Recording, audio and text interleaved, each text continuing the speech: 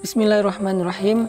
Allah Subhanahu wa taala berfirman di dalam surat Al-Balad, "Falaqatahamal 'aqabah wa ma adraka mal 'aqabah fakku raqabah aw it'amun fi yaumin dzi masghabah yatiman dza masghabah aw miskinan dza matrabah."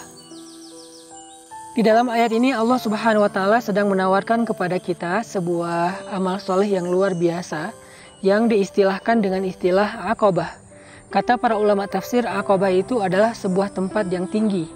Jadi falaqatahamal Aqabah itu artinya, mau nggak kalian melakukan sebuah pendakian ke tempat yang tinggi? Bagi teman-teman yang senang trekking, pasti menikmati banget setiap jalan yang ditempuh dari bawah sampai ke atas. Gitu juga buat teman-teman yang senang camping, yang senang off-road, pasti senang banget dengan suasana mendaki, suasana turun, berkelok, dan seterusnya. Semuanya dianggap sebagai sebuah kesenangan. Maka Allah Subhanahu wa taala menawarkan juga kesenangan yang sama dengan analogi mendaki. Kata Allah, "Falaqatahamal 'aqabah." Mau nggak kalian melakukan perjalanan yang mendaki ke tempat yang tinggi, yaitu Aqabah? Ulama mengatakan Aqabah ini tempat yang tinggi yang ada di dalam surga, yaitu surga Firdaus. Ada juga yang mengatakan ini adalah sebuah permisalan bahwa orang yang menempuh perjalanan ini akan berada di sisi Allah yang tinggi, akan mulia, akan terhormat, akan dekat dengan Allah Subhanahu wa taala yang maha tinggi. Intinya adalah Aqabah itu sesuatu yang istimewa.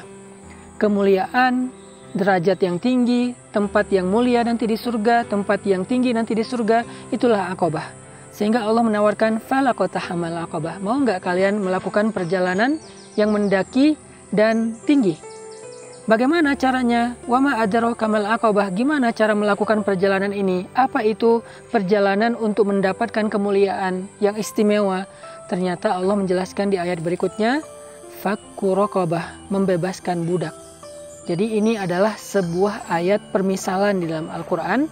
Ketika kita ingin menjadi orang yang mulia, kalau kita pengen derajatnya tinggi, pengen dekat dengan Allah, pengen dapat kehormatan dari langit, dari Allah, sehingga kita dimuliakan di bumi, dihormati di bumi, maka salah satu amalannya adalah fakku raqabah, membebaskan budak.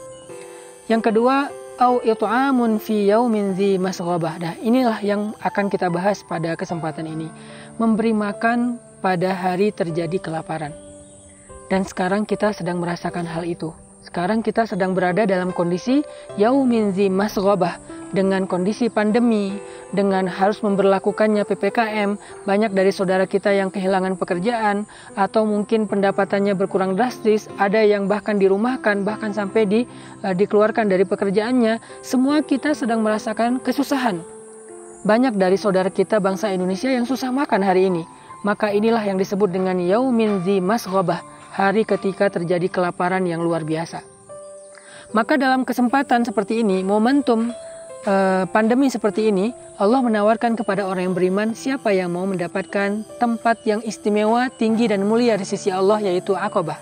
Caranya gimana? It'amun, kita beri makan kepada tetangga kita.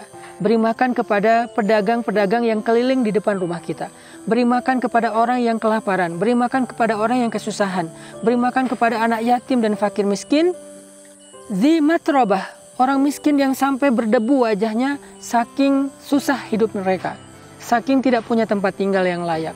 Maka dalam surat Al-Balad, Allah Subhanahu wa taala mengajak bangsa Indonesia, kita secara khusus orang yang beriman, falaqatahamal 'aqabah. Yuk kita mendaki ke tempat yang tinggi dengan cara berbagi, share the meal, ataupun saling memberikan kebaikan yang kita punya di rumah kita untuk saudara-saudara kita. Kalau kita belanja yang lebih.